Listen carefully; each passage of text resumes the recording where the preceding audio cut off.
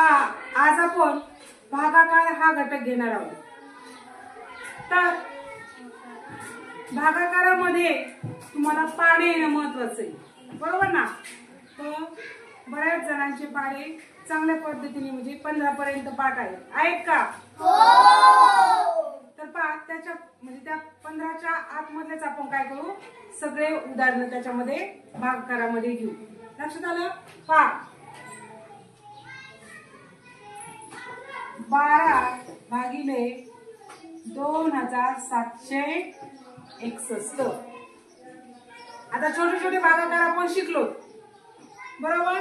परंतु आता आपल्याला 2 अंकी संख्येने किती अंकी संख्या दिली आतमध्ये? 4 अंकी संख्येला भागणे। तर यामध्ये भागाकार करत असताना सर्वात महत्त्वाचं पहिली जी पायरी म्हणता येईल, तर या संख्येपेक्षा ही संख्या मोठी असेल तरच त्या ठिकाणी भाग जातो। आता पहिली संख्या जर पाहिली आपण तर पहिली संख्या कशी आहे? 12 पेक्षा हे 2 कसे आहेत? छोटे, म्हणून शून्याचा भाग द्यायचा। काय करायचं? शून्याचा भाग द्यायचा। त्यानंतर 2 संख्यांचा विचार करायचा। पुढच्या 2 संख्या किती झाली संख्या मिळून?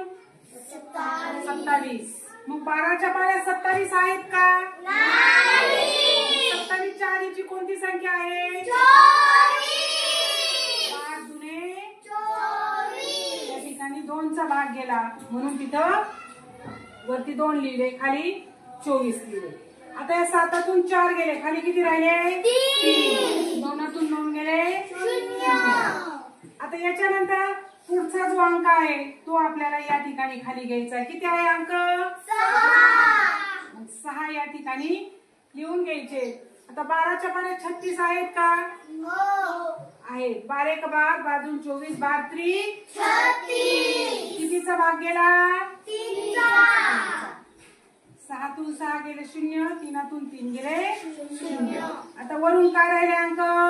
1। पुढे आहे का काही? नाही। मग तो 1 मानला, पण काही मुलं काय करतात, भाग कितीचा गेलाय?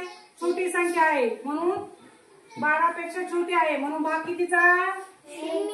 शून्याचा भाग गेला। काही काय करतात या ठिकाणी शून्य मांडत नाही आणि मग ते गणित काय होतं?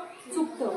किंवा तुम्हाला पर्यायामध्ये 230 दिलेलं असतं, त्यावेळेस 23 पण दिलेलं असतं, मग तुम्ही ते 23 हे उत्तर म्हणजे सगळं गणित बरोबर सोडवले आणि फक्त एकच शून्य या ठिकाणी राहिलाय की लगेच तुमचं ते गणित चुकतं।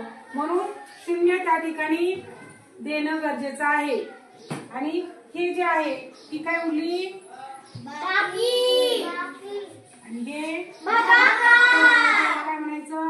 भागाकार। लक्षात आलं सगळ्यांच्या? हो। आता याच पद्धतीचे जे उदाहरण येतं, मी 2-3 उदाहरण तुम्हाला देते, ते तुम्ही सोडवायचे सगळे।